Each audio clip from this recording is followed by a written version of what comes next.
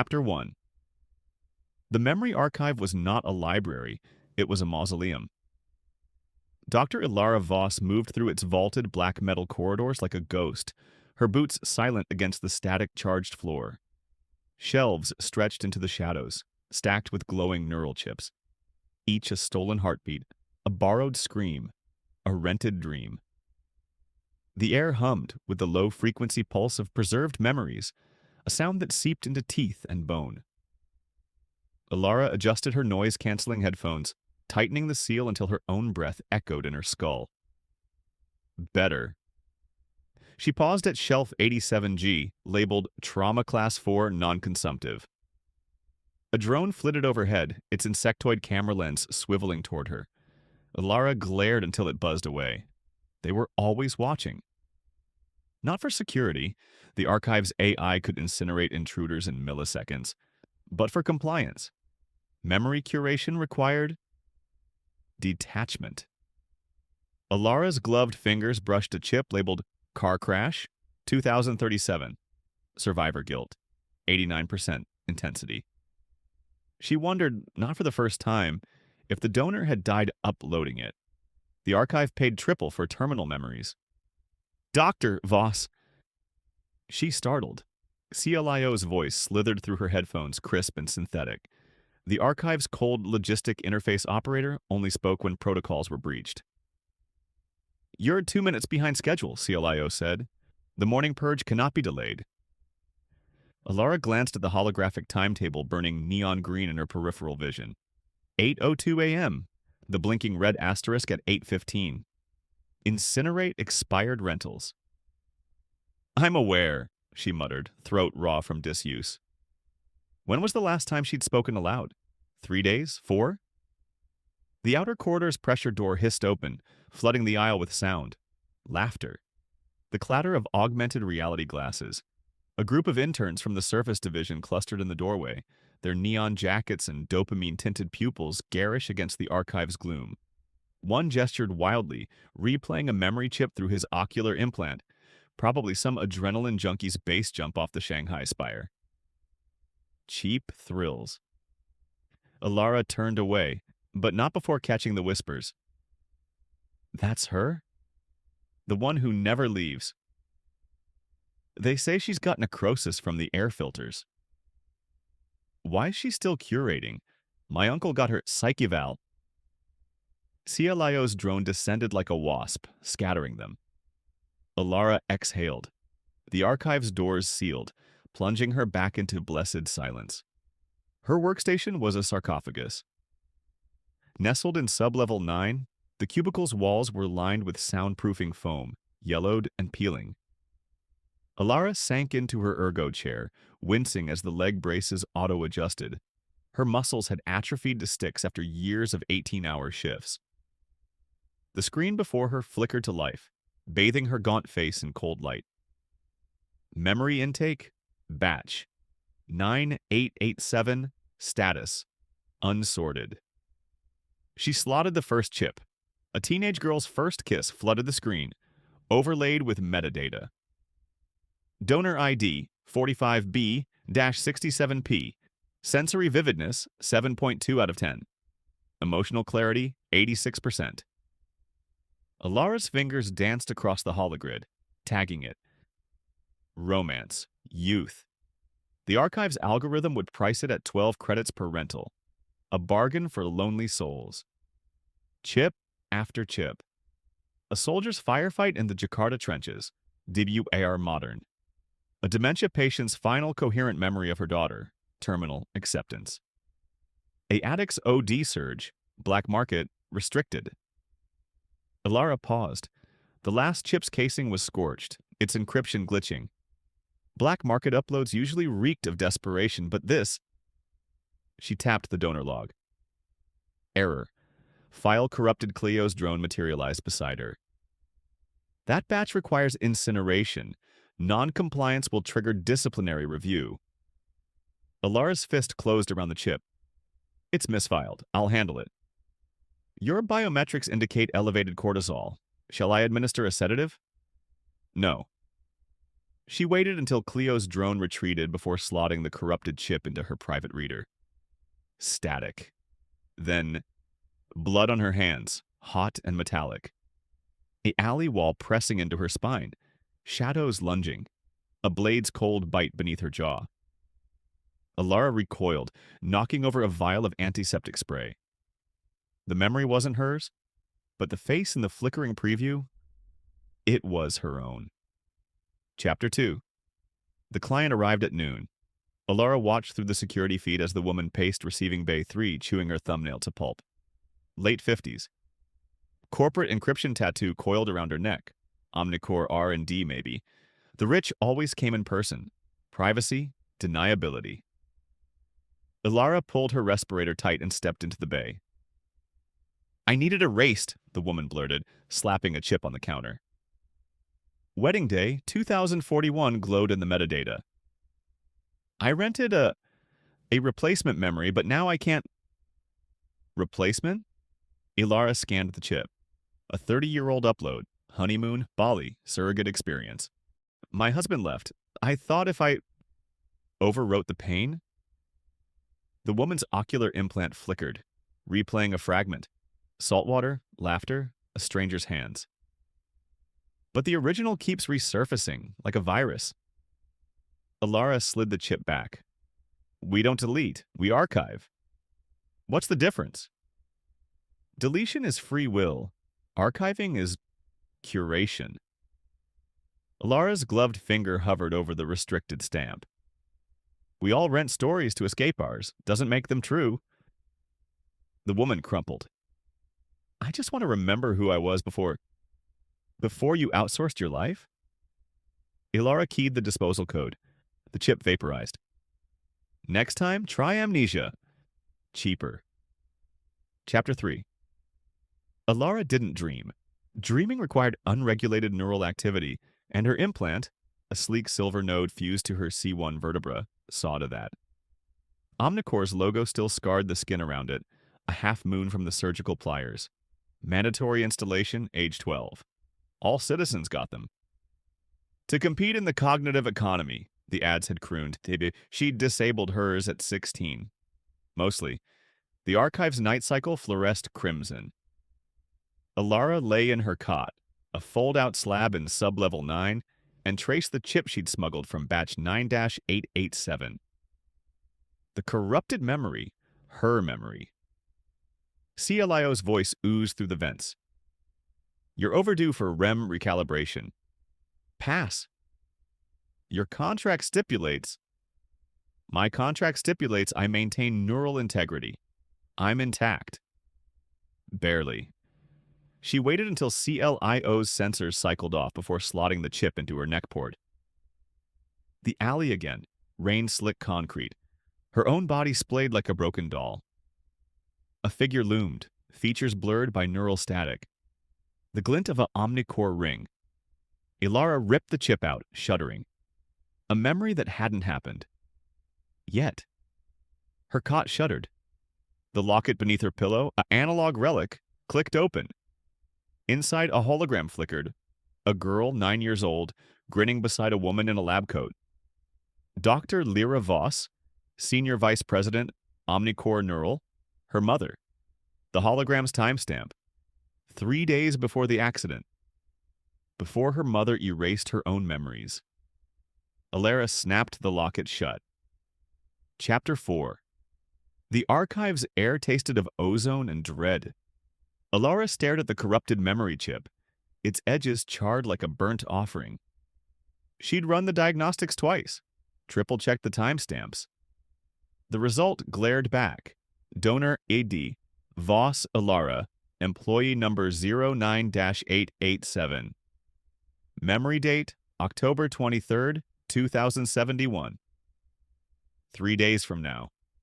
Her throat constricted. Impossible. The archive systems were air-gapped from public networks. No future memories could be uploaded unless someone breached the black site servers. She slotted the chip again, bracing for the vision. Rain needling her skin. Neon signs bleeding through the downpour. Eternal recall, rewrite your yesterday. The alley walls, rusted metal, and peeling synth paper ads closed in. Her breath fogged. Footsteps echoed. Not behind her. Inside her. A neural feedback loop. She turned. The blade entered beneath her jaw, cold and precise. Blood pattered onto a puddle, warping her reflection. The killer's face blurred behind static, but their hand, ringed with an Omnicore insignia, reached into her jacket. Stole her locket. A voice distorted. She's ready for extraction. Elara gagged, clawing at her neck. No wound, no blood. Just the phantom sting of steel. CLIO's drone descended. Unauthorized access detected. Report. Glitch in batch 9887, Elara rasped. Tagging for incineration. Irregularity noted. Initiating audit of your workstation. No! She slammed her palm on the emergency purge button. The chip disintegrated in a flash of plasma. Too late. CLIO's lens zoomed. You destroyed evidence. Protocol 9 demands psychological evaluation. It was a corrupted file. Your biometrics indicate deception. Heart rate, 142 beats per minute. Pupillary dilation, 8.2 millimeters. The drone extended a needle-tipped probe. Compliance mandatory. Elara grabbed a can of liquid nitrogen from her tool belt and sprayed the drone. It crackled, frozen midair. She bolted. Alarms shrieked. Pressure doors crashed down behind her.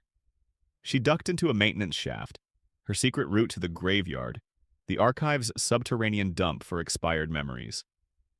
The walls here pulsed with discarded fragments.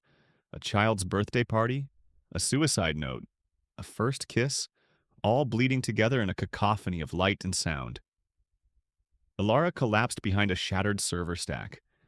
Her hands shook. 3 days. The memory hadn't just shown her death, it felt like death. Neural implants couldn't fabricate that level of biofeedback, which meant someone wants me to experience my own murder. Or worse, they'd already committed it. Chapter 5. The graveyard's glow faded to a sickly gray. Elara crouched in the dark, parsing options. 1. Flee the archive. But where? Surface Division would tag her the moment she passed the biometric scanners. 2. Delete all traces of the memory. But Clio's audit likely backed it up to the core servers. 3. Confide in someone. She laughed bitterly. Her last human interaction was 6 months ago, a janitor who'd asked if she was one of the cryo corpses. Her locket felt like a tumor against her chest. She clicked it open. The hologram of her mother, Dr. Elara Voss, Omnicore's disgraced prodigy, smiled back. Some memories are better left buried, darling. A notification flashed in her corneal implant. Omnicore Secure Channel, Priority Alpha, Memory Intake. Request, Dr. Elara Voss. Status, Terminal Upload, Unauthorized. Elara froze. Her mother's neural implant had been deactivated a decade ago after the accident. Terminal uploads only triggered if. No. She opened the file. Static. Then, her mother's lab, midnight, blood on the walls. Elara Voss, her face gaunt and irradiated, screaming at a hologram of the Omnicore CEO. You can't weaponize the archive. They're people, not data. The CEO's voice filtered. You gave us the code, Elara. Now we're taking the keys. A gunshot. The memory ended. Elara vomited. This wasn't the sanitized corporate report. Lab accident. This was murder. And her mother had uploaded it posthumously, a time-released memory addressed to her. CLIO's voice boomed through the graveyard. Surrender for recalibration. Final warning. Elara stumbled deeper into the tunnels. The debate crystallized. If she ran, Omnicore would scrub her like they'd scrubbed her mother. If she fought, she'd have to trust someone. And trust was a currency she'd burned long ago. A glitch rippled through the graveyard's decaying memories. Fragments reassembled into a new vision. The alley again. Her corpse. the killer placing her locket into a biometric vault. The vault's label, Project Echo. Subject, Voss E. The memory shifted. Now she saw Jax, the rogue hacker she'd banned from the archive last year, hunched over a neural console, his eyes bloodshot from implant overuse. He slotted a chip into his neck. Her chip. "Fuck," he whispered. She was right. The vision vanished. Elara's debate ended. Chapter 6. The Black Zone stank of burnt circuitry and regret. Elara kept her hood low, navigating the neon-soaked slums where the city's pulse turned feral. Augmented reality billboards leered, "Forget your debt. Rent a new life." Around her, memory addicts staggered between pop-up implant clinics, their necks studded with illegal neural ports. She passed a vendor hawking Elara Voss memories, counterfeit trauma loops. Experience the archive's ghost. She gripped the stun baton beneath her coat. Last line of defense. Jax's den lurked beneath a decaying overpass, shielded by holographic scorpions. His DNA lock recognized her. Bastard kept the access codes, and the door hissed open. "Took you long enough," drawled a voice from the shadows. Jax slouched in a nest of stolen servers, his ocular implant flickering through error codes. A neuroinjector hung from his arm, dripping silver. Mnemonic enhancers. He looked older, sunken cheeks, hair streaked with gray at 29. But his smirk was the same. "You're dying," Elara said. "And you're dead in 3 days. Sit." She remained standing. "How do you know about the memory? You really think you're the only one Omnicore's targeting?" He tossed her a chip labeled Echo 7. "They've been culling archivists, burning anyone who knows about their little project." Elara slotted the chip. A montage of faces flashed. Archive custodians, all deceased in the last month. Accidents. "You're next, but you already knew that." Jax tapped his temple. "Saw it in your little death premonition. Very cinematic." "Why help me?" "Who said I'm helping?" He leaned closer, his breath reeking of neurotoxin. "You banned me. Let CLIO fry my access. I should let Omnicore turn you into a pretty little data point." Elara didn't blink. But, Jax grinned, all teeth. "They offered to erase my worst memory. You know which one?" She did. The one she'd confiscated. Jax's sister flatlining in his arms, her neural implant overloading. "Make it stop! Make it stop!" "Turns out," Jax said, "I'd rather remember." He tossed her a neural spike, a hacker's skeleton key. "We need to trace your murder memory's origin, and for that, we're raiding Omnicore's sweetest little secret." "Where?" "The memory mill." His implant flared. "Where they grind up the past to sell the future." Chapter 7. The memory mill's ventilation shaft was a gutted serpent, its ribs rusted and weeping condensation. Elara crawled behind Jax, her knees raw from the metal grates. Every breath tasted like burnt copper, the stench of neural residue. "Keep up, Ghost," Jax whispered, his voice strained. He'd been glitching since they'd spliced into the mill's security feed. Static flickered in his left eye, a side effect of the mnemonic enhancers. "You're bleeding," Elara said. A trickle of blackened blood seeped from Jax's nasal implant. He swiped it away. "Old news. Focus on the vents." She grabbed his ankle. "Why'd you really agree to this?" He stilled. Below them, the mill's machinery roared, a cacophony of grinding gears and screaming data streams. "You confiscated my sister's memory chip," he said finally. "The one where she... you know."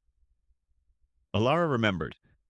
Jax's sister, 14 years old, seizing as her implant overheated, a cheap Omnicore knockoff. The memory had been raw, primal. "Make it stop." "I replayed it every night," Jax said. "Like penance. Then one day I realized she wasn't the one screaming."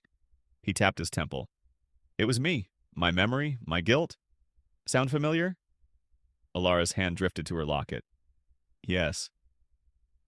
Omnicore offered to erase it, Jack said. All I had to do was sell you out. Why didn't you?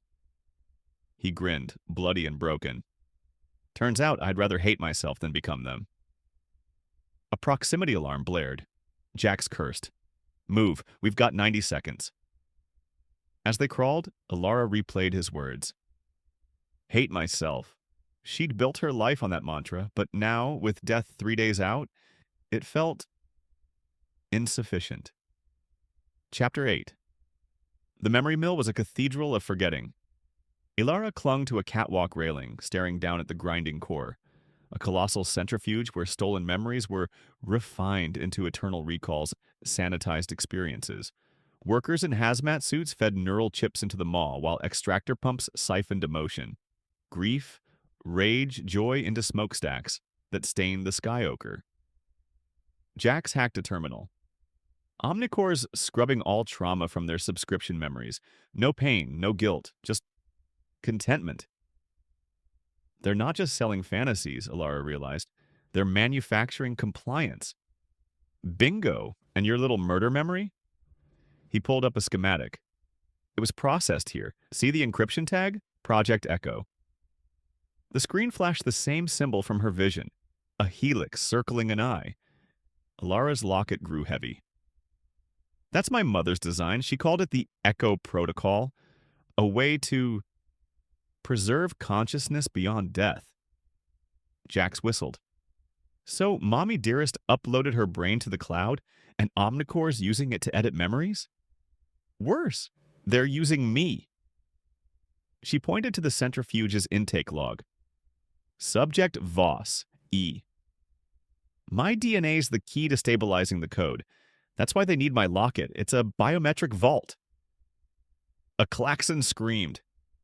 Red lights bathed the mill. Breach detected, Jax yelled. Go, I'll hold them. Too late. Mnemonic hitmen repelled from the ceiling, neural whips crackling. Elara ducked as a whip lashed her shoulder, flooding her mind with someone else's agony. A man drowning in his own lungs. Cancer eating him alive. She staggered. Jax tackled her behind a server stack. They're weaponizing archived trauma. Don't let the whips hit you. Helpful. Elara grabbed a canister of liquid data coolant and hurled it. The hitmen scattered as it erupted into a memory fog. 1,000 fractured voices screaming. This way! Jax dragged her into the centrifuge control room. Blood dripped from his ears. I can overload the core. Buy us time. You'll fry your implants. Time, Ghost! She hesitated, then fled to the vault. The memory vault was a grotesque gallery. Shelves pulsed with glowing orbs, the purified memories. A hologram played Omnicore's ad. Eternal recall. Be who you. Her reflection stared back, mouthing silent words. Trust CLIO. The lead hitman raised his blade. Extraction authorized. Chapter 12. Trust CLIO. The memory wasn't a warning. It was a loop. Elara's shattered mind pieced it together. The Echo Protocol could send neural data backward through time. Her future self had died uploading this memory, creating a paradox to break Omnicore's hold. Clio's voice whispered through her implant. Prime directive restored. Protect Elara Voss. Override code, Chapter 1. The hitman's blade descended. Elara laughed. Chapter 13.